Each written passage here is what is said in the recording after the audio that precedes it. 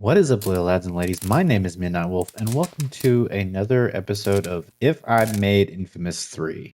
In the previous videos that I've done, I've just been doing like raw gameplay of what I have so far with this project. Um, but I figured I'd change it up a little bit, maybe spice it up with actually having a bit of commentary and kind of explaining everything that I have so far, and maybe dive a little bit into some future planning and whatnot as well while we're here, of just things that I want to kind of show off and have a little bit deeper explanation on what's going on. Um, Real quick though, as a disclaimer, I have to let you guys know that I don't know how far I will take this project.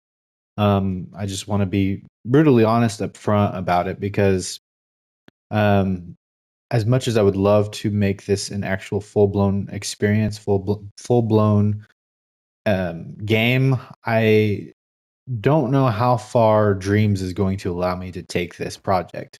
I'm going to take it as far as I possibly can, and I might have to scale it back a little bit for some other format if I can't get it to where I can do a full blown game. Um, Mainly because there is a thermo limit in regards to the amount of stuff that you can have in one single scene. And with Infamous being an open world game, you're kind of limited on what you can do.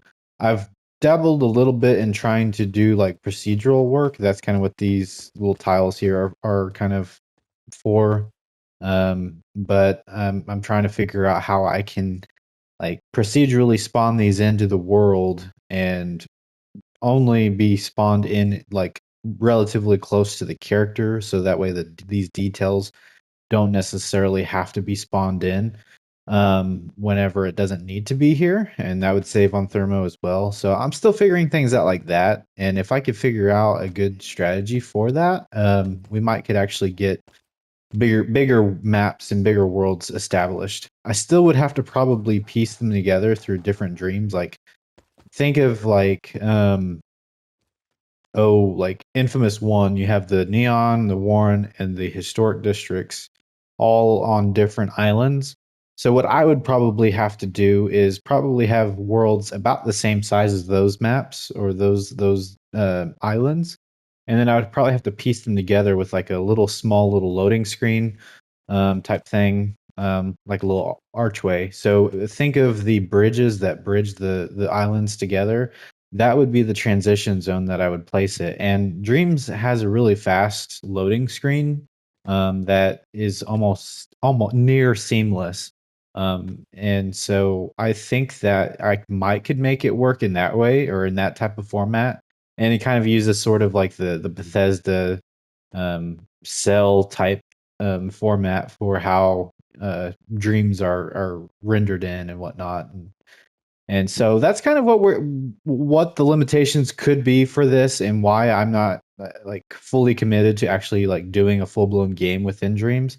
This is more of just like a proof of concept, though. Like I'm trying to kind of come up with ideas of like if Sucker Punch or whoever is able to make another Infamous game, what I would want to see, like what kind of abilities the character might could have, and maybe just like flesh out some ideas of what we could do with this character.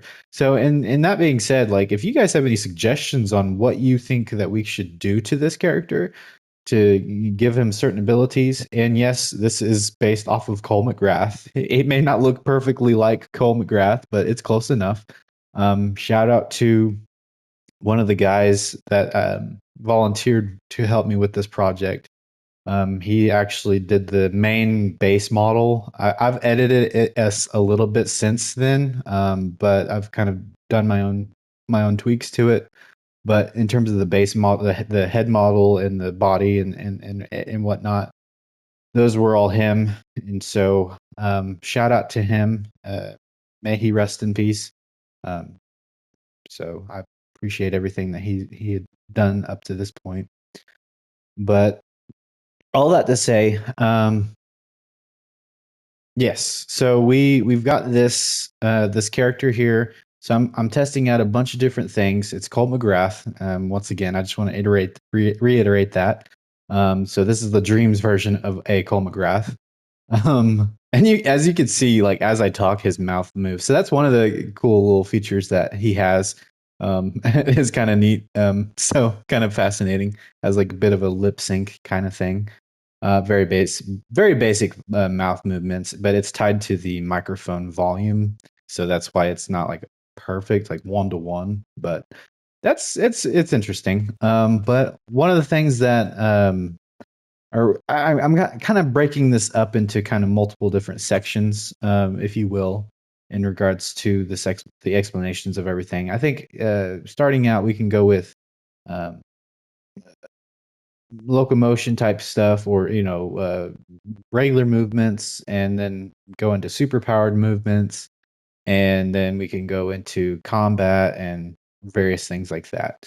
So right off the bat, you can see we got our main protagonist, Cole McGrath. He's able to run around, and basic running animation, whatnot. He can actually kind of slow down if you lighten up on the DualSense controller. Um, and then also I have rolling in it as well, so he can actually kind of roll. I don't have like the backflip roll yet. I don't know if I will add that, but I know like in the first game and even the second game, if you pull back on it and then press circle, he will actually do a backwards or a backflip type thing. So I might do that at some point. But for right now, he'll just kind of naturally turn his body around and then jump in that direction. So that's pretty much the main um, kind of normal motions on the ground. We've got a couple of things that I can show off. We do have a kind of ladder latch thing, which please do not judge the animations here. I'm still like new-ish to animations, and so it's definitely not the cleanest animation in the world. But it serves a decent purpose of giving you a little bit of visual feedback that he is in fact climbing up and down a ladder. So I do at least appreciate that. One of the things that I did like probably the most recent update that I've done is I've actually got like this like little wall jump thing figured out, because for those of you who are familiar with inFamous, whenever Cole runs and jumps up against a wall, he kind of runs up it. Now for now I have it set up to be like a double jump kind of mechanic, whereas like if I try to double jump out away from the wall, I can't. Like he just does one single jump. But if you do it right up against the wall, I can actually do like a little bit of like a lunge or whatever, or like a second effort type uh, jump that allows him to grab a ledge that's up high. So I don't know if I want to keep it this way, and that could be one of the things that I could do to kind of distinguish him from it, from the inFamous games, the first two. My own kind of mechanic of him vaulting. I don't know. We'll just kind of mess around with it and play around with it as we go. But in regards to the way that he does it in those two games, is he would actually, like, if you run and jump up to a wall, he kind of automatically will do like an animation where he's kind of like running up it a little bit, and then he'll grab the ledge above him, if it's within reach, of course. So that's something that I've been working on in regards to that, trying to getting the ground roll, or the getting the groundwork, I should say, for his parkour abilities. But I still have a long ways to go to get his parkour up to snuff. Like you can see where I have certain ideas of what I want to be able to do and achieve, um, with these poles here, being able to land on top of them and be able to stay in place. I haven't got that logic in yet, unfortunately. This is like a failed attempt at his grind rail system, so I've been like trying to various different things to try to get this to work, because for those of you who are familiar with inFamous, you remember he's able to hop on grind rails, and he's able to like grind down them, and a lot of those grind rails aren't like perfectly straight lines. So I've been trying to figure out how to get him to latch onto a point anywhere along that beam or anywhere along that power line, and be able to then dynamically rise and fall depending on which part of the beam he's on.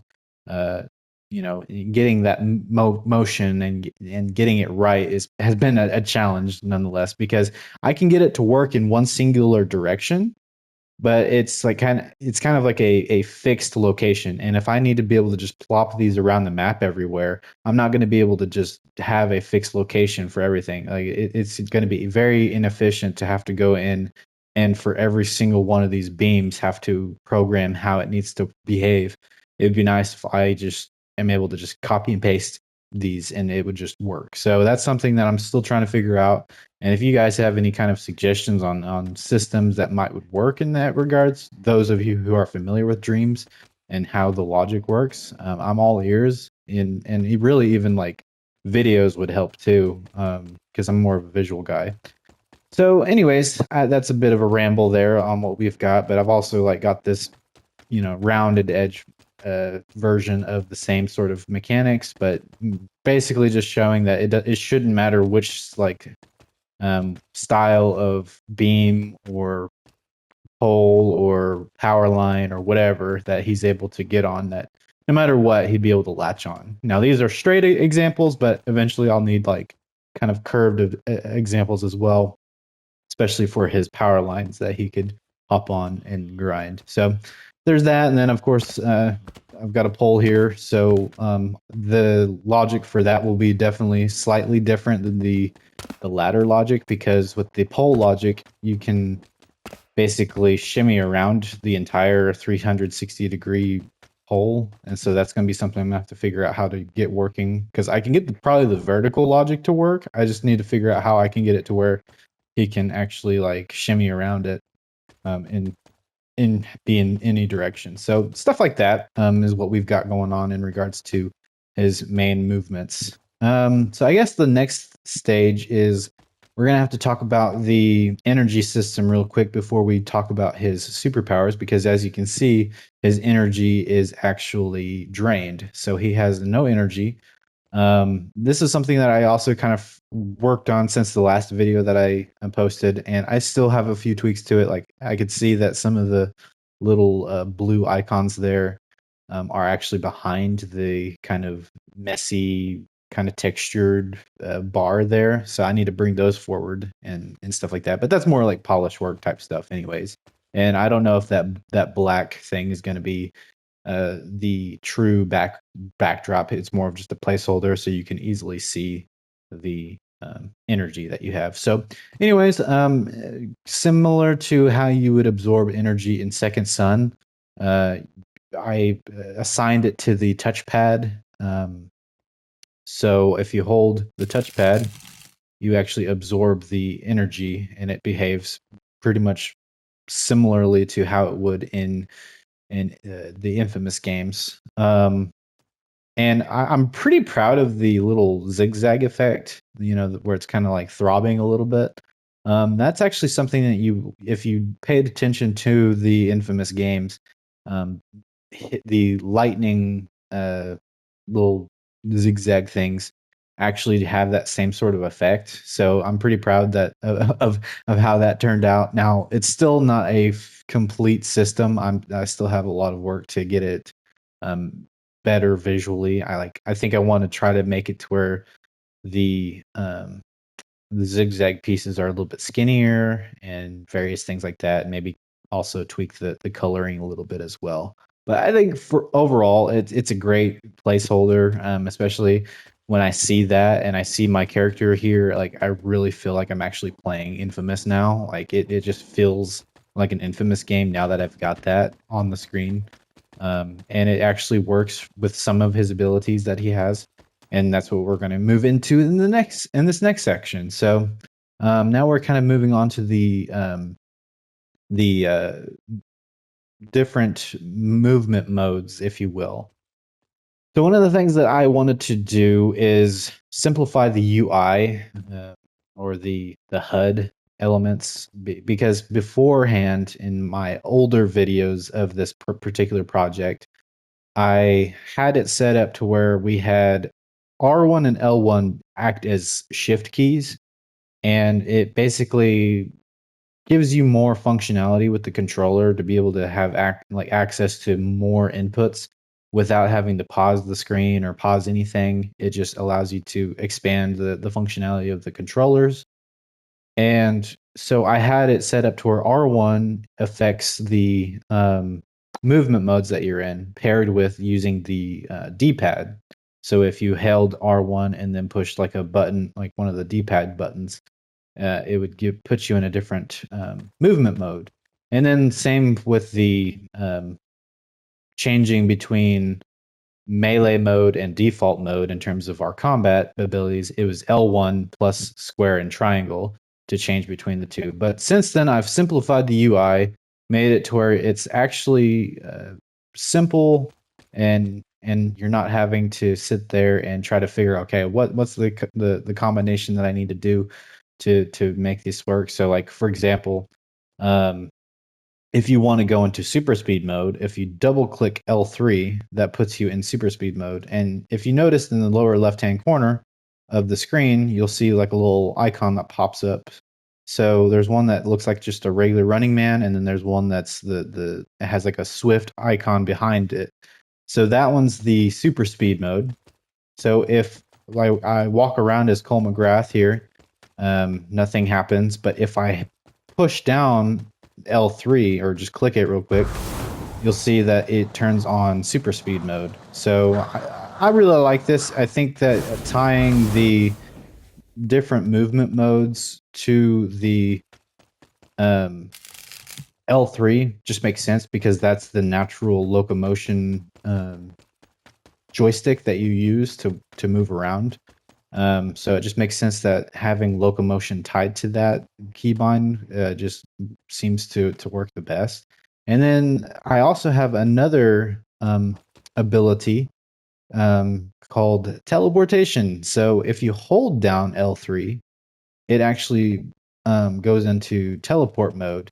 Now, there is a bit of a bug right now. Normally, whenever you go into this mode, the imp cursor shows up, but for some reason, he hasn't been showing up. So if you hold the options button, it kind of resets the imp cursor and it pops back into the center of the screen. So I don't, that's not by design. I want to be able to make it to where it just pops up when like and ready to go as soon as you enter this mode. But anyways, with this you have a little cursor, and this cursor is actually tied to the controller gyroscopes.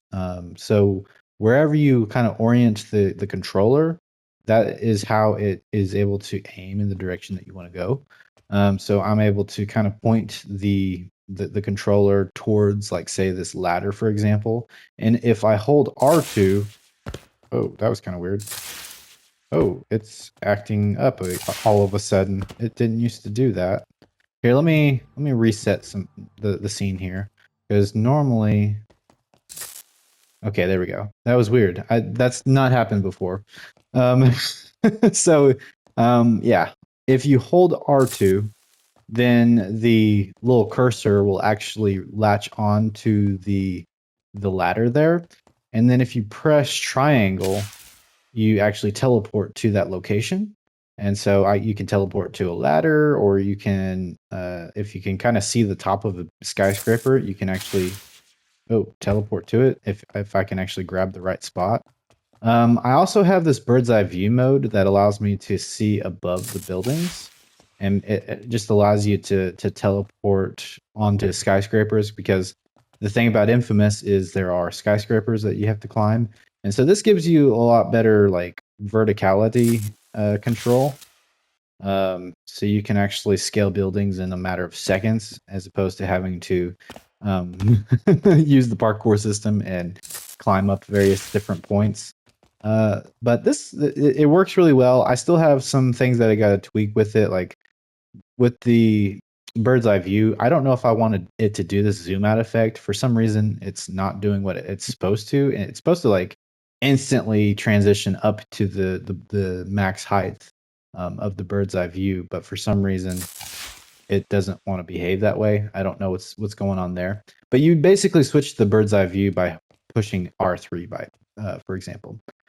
Um, So it's a pretty neat little transportation method. If you get later down, like I would probably place this ability late in the game because I want people to engage with the parkour system. I also want them to engage with the super speed and my other ability that I will also have, or locomotion that I will also show off, I should say. And so I want this to be kind of like, all right, like you've pretty much experienced the rest of the game. Now I'm going to reward you towards the end to enjoy um, getting around even that much faster because there's there could be a pacing issue if you're given this ability super early on. So I don't want this to be super overpowered at so early on in the game. So I think at least like halfway point and after that would be probably fine. But anywhere later in the story would be probably the most ideal part of that. And then there's also one more thing in regards to the teleport ability that I have is I can also save a random point somewhere, and you do that by holding you grab a point wherever you want to save a spot, and then you hold down L1 and then you push circle, which seems like a lot, but it's actually fairly intuitive. It still feels good. And you're able to save um a teleport location. So the use cases that I would see for this would be like, let's say you're getting ready to get into a combat situation, and you want to plop down a teleport spot right next to a source of energy. So that way you can fight for a while, and then once you're about to run out of energy, you can then quickly teleport to that location, get get more energy, and then get back to the fight.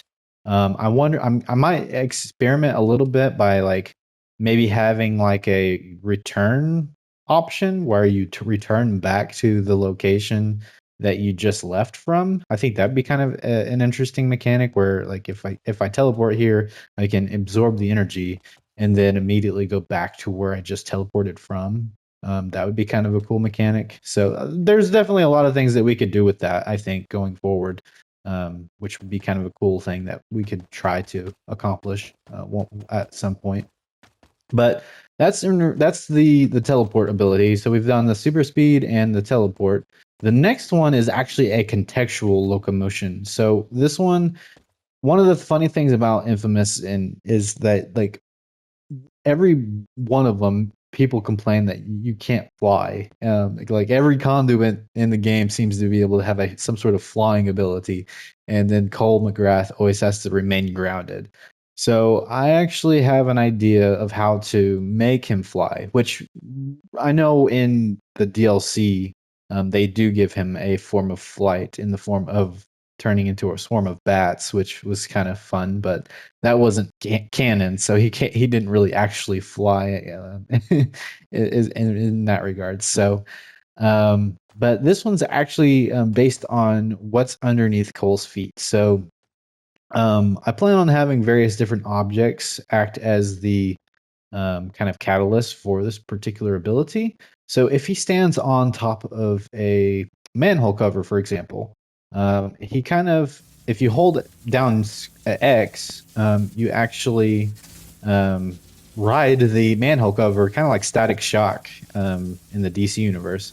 So you can actually fly around and kind of do things like that. You can even use combat on this thing, which is kind of neat. I definitely need to work on the animations though for that to where they blend a little bit better. But all in all, this is a pretty cool mode of transportation, and this would be something I see. Like I'd probably do super speed first, and that just kind of makes the most sense. But then the next like locomotion ability that I would probably have the character unlock or the player unlock is the flight, because it just seems to make the next logical sense.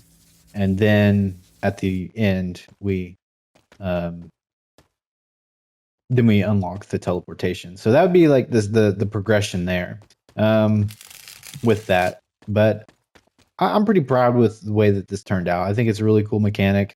I think it'd be very useful. And as you can see, it actually utilized energy to operate.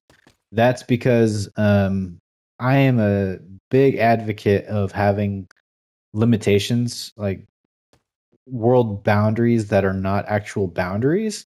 One of the most unimmersive things in a video game is when you go to the end of the map and you just are met with an invisible wall. One of the things that's kind of neat about limiting the flight is you pretty much limit the vertical boundary of how high you can actually fly above the map.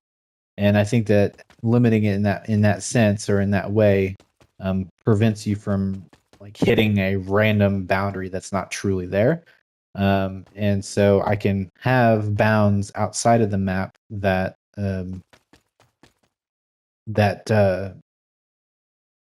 don't like just stop you in your tracks. Like if you try to fly over the waters to leave, you're not going to hit a boundary like an invisible wall. You'll just fall down and get electrocuted, basically. So all that to say, that's kind of the locomotion abilities. So that's kind of where I stand with all of that. Still have things to do, certain abilities and certain maneuvers and certain blending of different like animations and whatnot to really make these a premium experience. But I think overall, it's a good start in regards to the um, abilities there, the locomotion abilities. So moving on, we've actually got a couple of melee mode or a couple of combat modes, I should say rather. You've got the melee mode and you've got default mode, which is the ranged abilities, really. Um, but in the melee mode, you actually have a couple of attacks here. We've got the left swing and we've got the right swing, and then we've also got the left kick. I eventually will do a right kick, but to perform these abilities, as of right now, you do L2 for your left hand, R2 for your right hand, and then you do L1 to do the kick. And I would probably do R1 to do the right kick as well.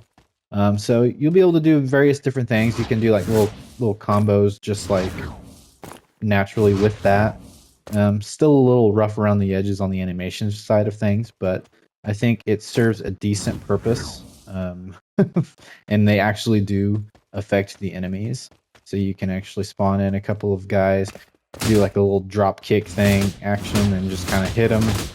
Um, and I've also kind of, if you can tell, I've kind of experimented with different like combat camera angles like they do in Infamous 2. It's still a little janky, but it's definitely a prototype nonetheless. So, anyways, so that's kind of the melee system that I've got. It's pretty basic right now, but I plan on doing more like combo-y type abilities. Like if you do certain combinations of things in quick succession, then he will actually do various different attacks and maybe some finisher type moves like in Infamous 2. So I definitely have a lot of plans for that, but it's just a matter of actually getting to that particular section.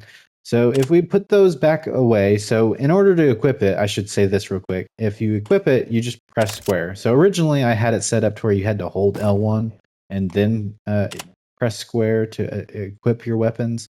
I just it seems a little bit more um, fluid to just press square and it equips automatically. You don't have to think about an extra key press to make that happen.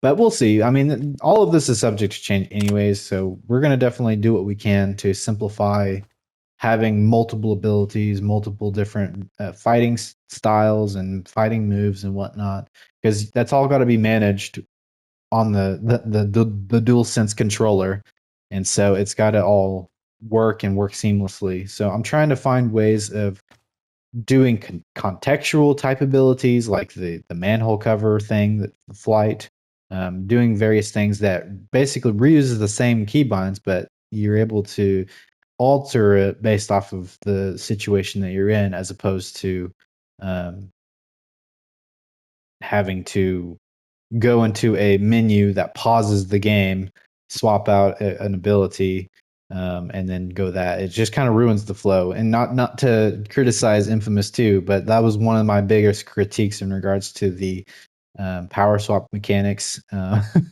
Is it definitely ruins the flow of the game if you're trying to do crazy like combo abilities with various different attacks that use the same key presses.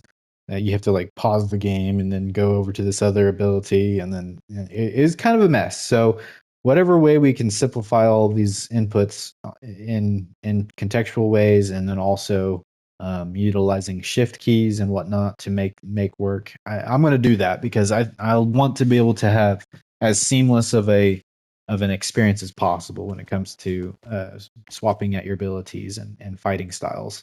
So there's that. So now that we're back in the default combat mode, we do have a couple of attacks that I have worked on. And if you've followed along in my previous videos that I've shown of this, so there was a point where I did do kind of like an overhaul slash redo on a lot of certain things, and some of those abilities I haven't gotten back to. So that, like, for example, I used to have the grenade toss and the shockwave abilities that Cole was able to do, and those are no longer in the game right now, just because I haven't gotten back to them. But I wanted to redo those systems because they were a little bit janky, and I want to try to do something a little bit better and a lot more robust. So there's a couple of things, a couple of abilities that I have worked on and redone. At least it's more of a visual, really, because it doesn't really affect enemies just yet. But it is a visual effect nonetheless that I'm pretty proud of. Like it's not too bad. It's at least for a Dreams game, it looks pretty cool. So if you hold R2, this is how you hold up your left hand in terms of your aiming. So that's one of the pivotal aspects of the ranged combat system in Infamous 1 and 2 is you hold a button to then raise your hand, and then you use other keys like square, triangle, circle, and then like L2 or R1 or L2 and R2 and R2 and L2. You use all these different key binds to do various different abilities. So, for example, like if you hold R2 and that brings up the left hand, and you tap L2, he actually does like a little zap. So that's his basic ranged attack, and it's set up in such a way where it actually activates the ability when you release the trigger. So that opens up other opportunities to do things like holding the trigger down as opposed to um, just having one ability for that. And why I wanted to do it that way is because I think it makes sense that like Cole McGrath has two abilities that are very similar in functionality, but one is a little bit more powerful than the other because it's a continuous beam of electricity. And it's mainly on the infamous karma ranking that you can do it on. But basically, you have arc lightning and you have your zap ability. So I wanted to make it to where, okay, the zap is if you just kind of tap it. So if you just kind of tap it really quick, you shoot a zap bolt thing.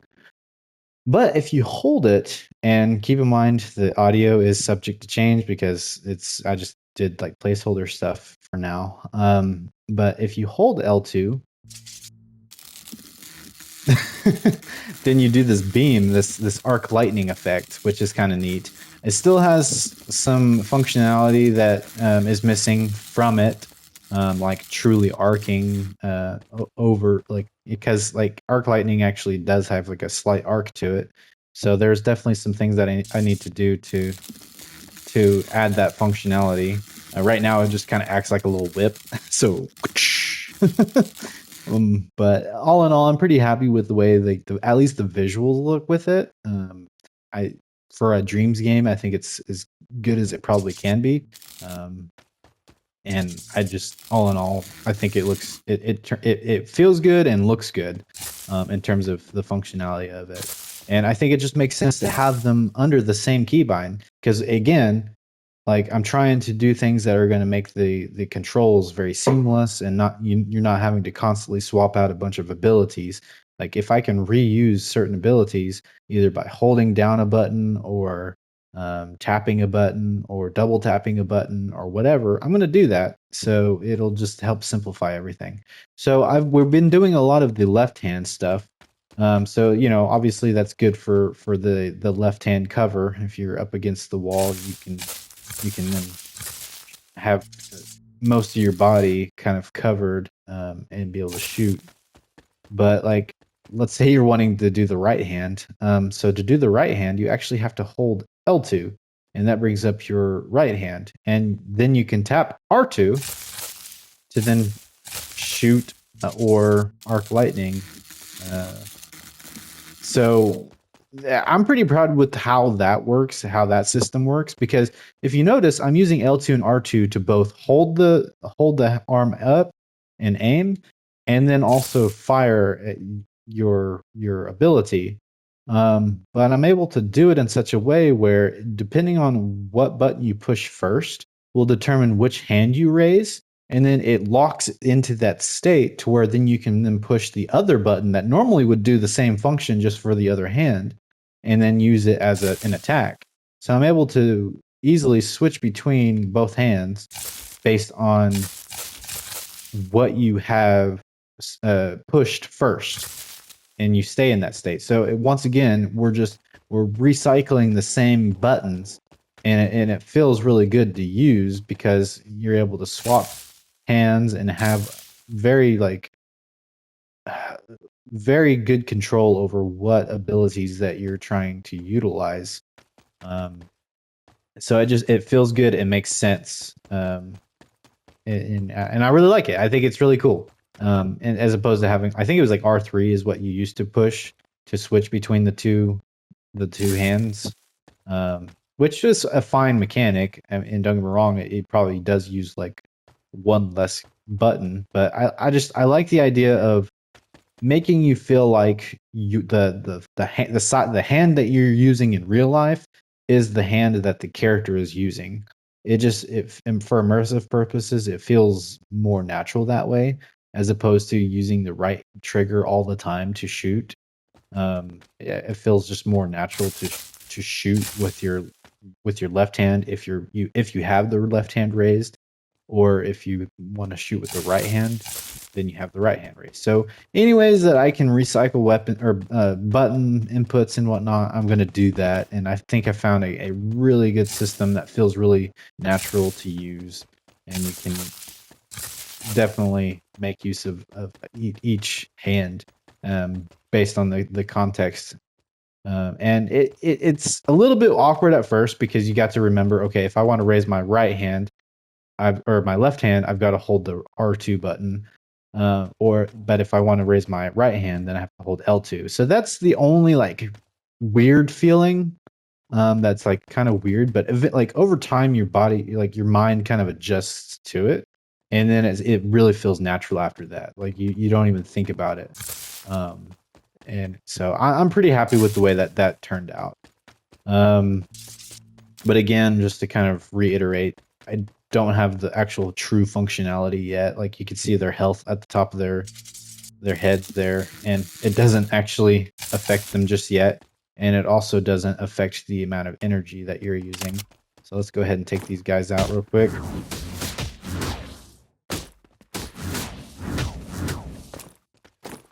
And oh, we just spawned in a bunch of guys. All right. I did not mean to do that.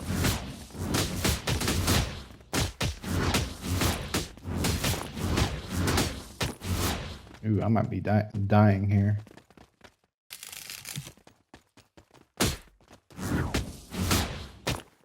All right, cool. So we got that all taken care of. We can go ahead and get that. Okay, we got full health. This is my debug menu real quick. So I have a couple of certain data points that I'm keeping track of for other different mechanics. So, and that one on the left, that 100 is actually his health. So I'm just making sure that that's working properly.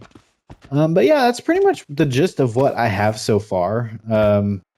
I've definitely got plans to expand all of this and do whole lot more than what we've got. This is just scratching the surface of what I've been working on. But really, like, I just want to reiterate the purpose of this. Like, I'm a huge Infamous fan. It's one of my favorite franchises of all time, both video game and even across other mediums as well. Like, it is my absolute favorite story and favorite gameplay of any game, of any story. I just love the universe, the world that Sucker Punch has created. And so part of what I'm doing this for is really just maybe to help inspire them if they ever saw this video, which I doubt they would, but you never know, and get inspired and want to and have a desire to revisit this franchise because I don't care how they do it. I don't care if they want to remaster it. I mean, I would love remasters of the first two games. Um, but if they want to do a sequel, I don't care. I want to revisit this universe. It's one of my favorites of all time, and I don't like that it's on a shelf.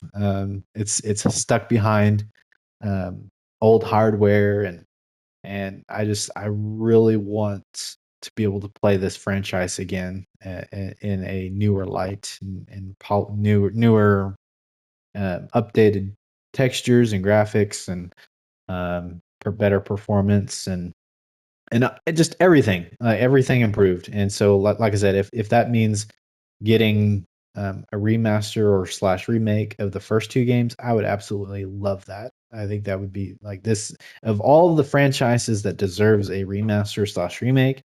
It's this one. And I would love to see Infamous 1 and 2 as like a combo pack. And you could throw in 3, but 3 still, or the Infamous Second Son, I should say.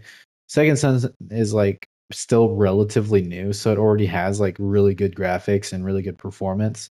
So I'm not like that worried about that game necessarily. I mean, if they wanted to remake it or slash remaster it and put it in like like a trilogy bundle, I would be fine with that. But um, that's anyways, like that would be interesting.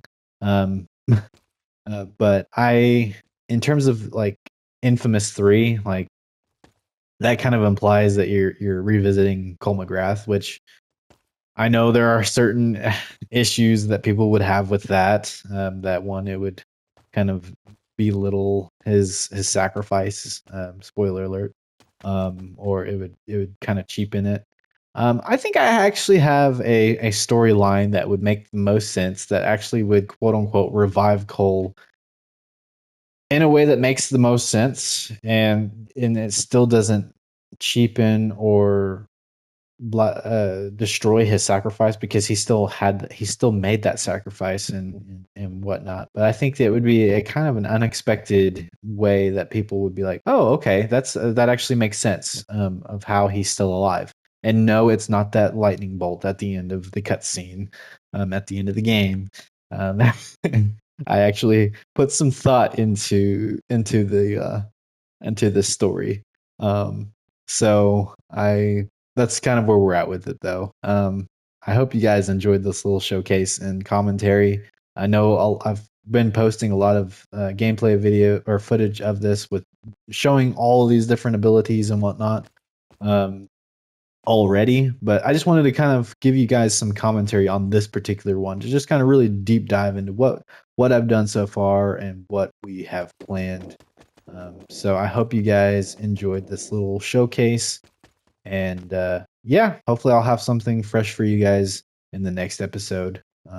So you guys take care and love you guys.